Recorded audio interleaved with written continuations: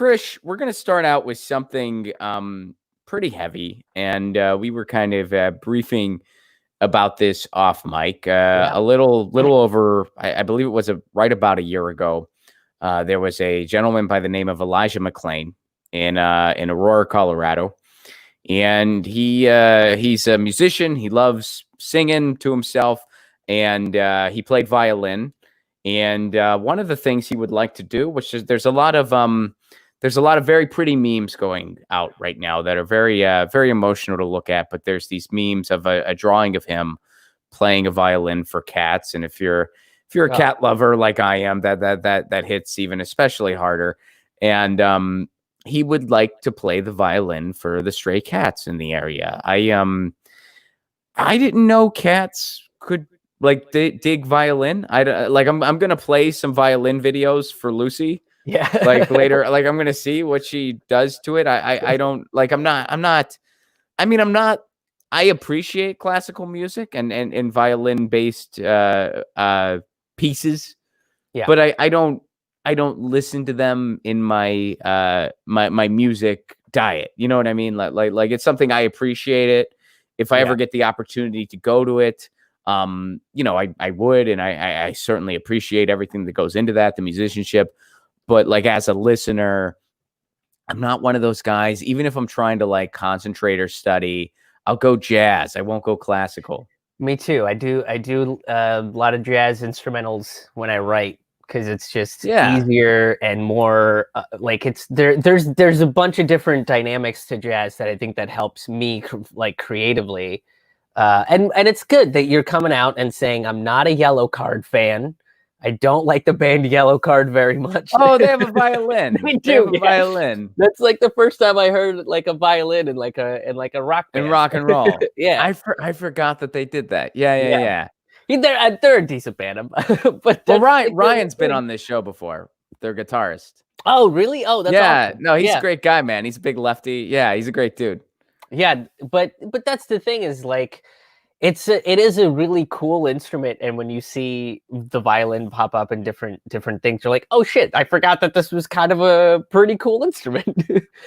It is a very cool instrument. So this past weekend, there was a gathering in Aurora, Colorado, which, by the way, we're working on getting someone who was right in the thick of it, who can give a firsthand account of what exactly went down. Because now the police is saying, well, we didn't do this. We didn't do, the police is denying. But basically what they did, well, let's go to the video. This is a disturbing video to watch. Be forewarned. This is disturbing. All this was a violin visual for this man who was killed by police. And by the way, here's what happened. So he was coming home. The police stopped him and they scared him. So he was getting scared, like he was scared. He was, so they put him in a chokehold. This is a 23-year-old guy armed with a violin, completely harmless, was saying stuff like, I mean, he said, I think at one point he said, I love you. I love everyone. Well, they're killing this guy. And so they put him in this chokehold. And then, they were worried that he was, well, they weren't worried about anything except for themselves, but they were feeling like he was being erratic, and they didn't know what, it's so weird. Doctors and nurses, they deal with freaked out, erratic people all the time. They've never killed anybody. Yeah. They never overdosed anybody with morphine. Yeah. So they gave this guy a sedative. They ordered this sedative for the guy, and they ordered an amount meant for someone at least twice his size. So it killed him. When he got to the hospital, they were like, this guy's brain dead. So they killed this 23-year-old kid who did absolutely nothing. He did nothing. And which is even, I mean, the other argument is, why are cops ordering sedatives for people? That's not part of, I would not trust a cop to know how much sedatives to give to anybody.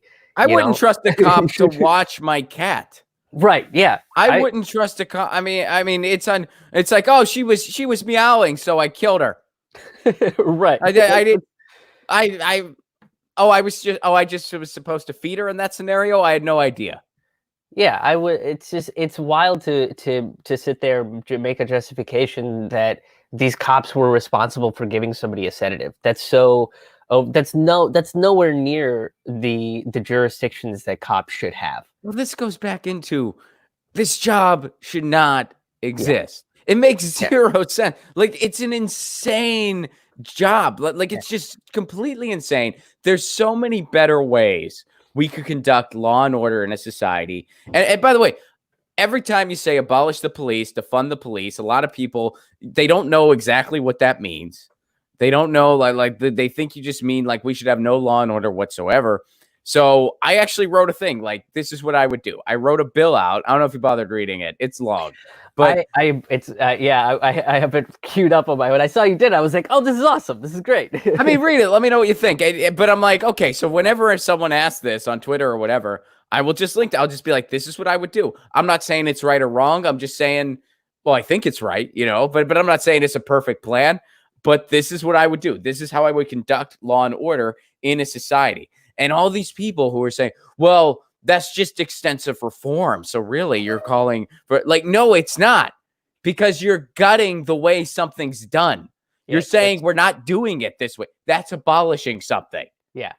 Just because you abolish something doesn't mean you can't put something different in its place, but you're putting something different in its place. If I'm making dinner for you and I'm like, here you go, Krish, here's some radishes from the skillet, which, by the way, tasty way to make radishes. And I'm like, here's some radishes on the skillet. And, in this hypothetical, you're allergic to radishes. And you're like, Ron, I'm allergic to radishes. And I'm like, oh man, I didn't know that. We've been friends for like 10 years. That's pretty sad. I didn't know that. And also, why didn't I ask you if you had any food allergies before I invited you to my house for dinner? I'm a shitty host, but I'm going to make up for this, Krish.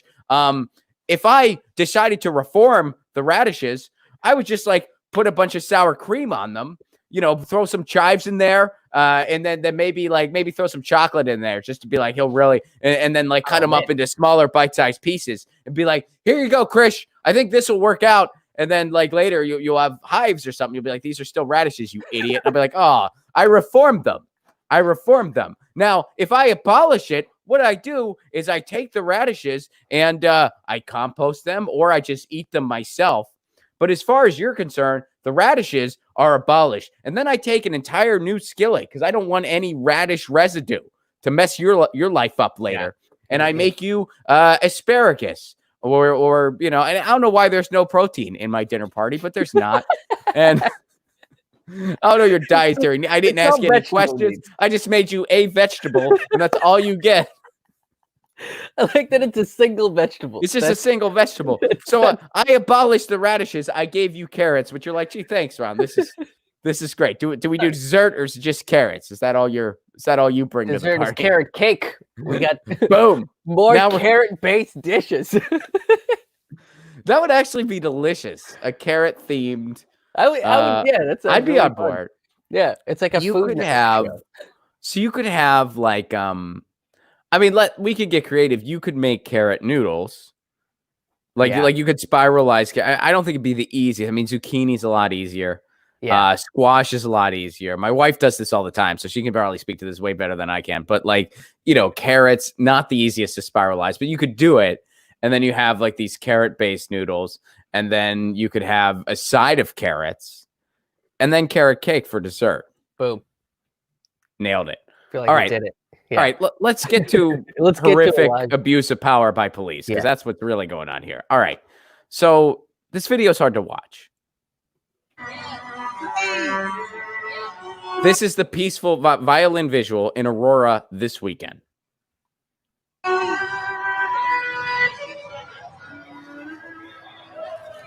Look, so they're coming in. No. They're just saying no.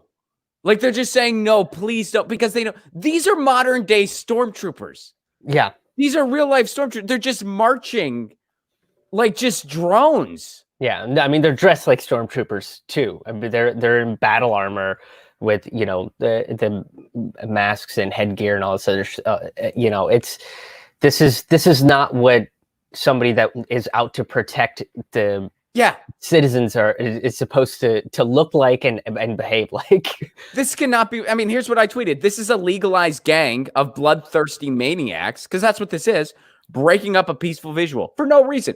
This cannot be reformed, nor is it worth reforming. Even if it could be reformed, it can't. It's not worth reforming. We got to get rid of it and start over again. I mean, this is basically the Pinkertons. I mean, that's kind of what they did. Is we did this in the late 1800s and early 1900s, where you have peaceful demonstrations of either protesting something or a strike, and the bosses would hire the Pinkertons, and then they would come in and 100% turn it into a violent encounter, because that's what they were organized to do. So this is virtually no different. You see that all the time. I mean, it happened with the Hells Angels doing concert security. It happened with, it happened in DAPL, where they just hired a bunch of private muscle to just brutalize protesters. Yeah.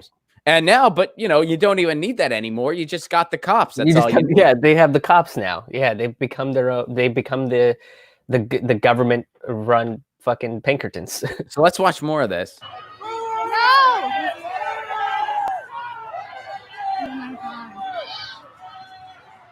They know what's coming.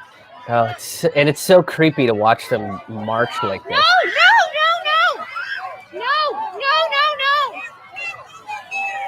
You've got to be kidding me. No!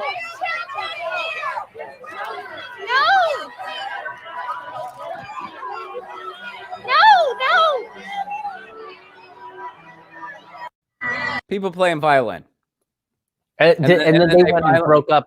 And then they just up the people. And then they just started brutalizing people. Yeah, and by the way, they're denying this right now. The Aurora Police Department is denying a lot of what happened, despite a lot of camera evidence to the contrary. And friend of the show, who was just on the show last week, Riley Ann, she was there for part of it. She plays violin.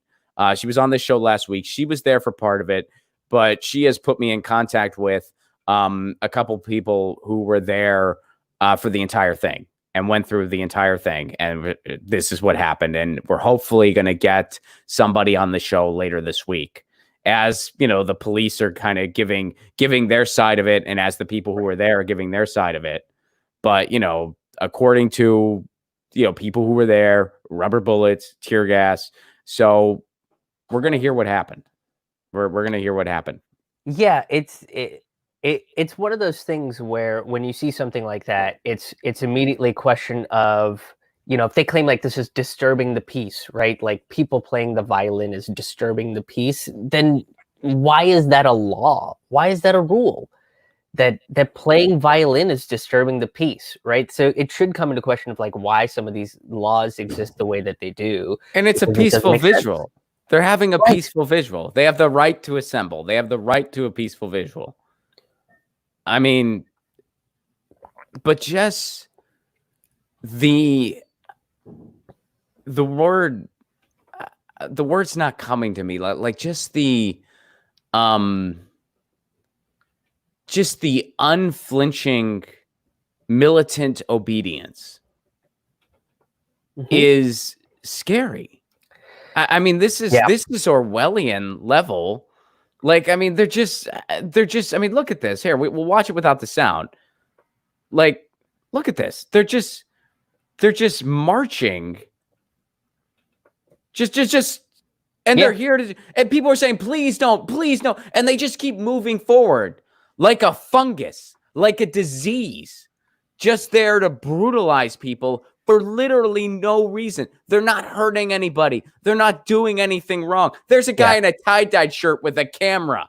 What's he gonna? Who is he a threat to besides nobody?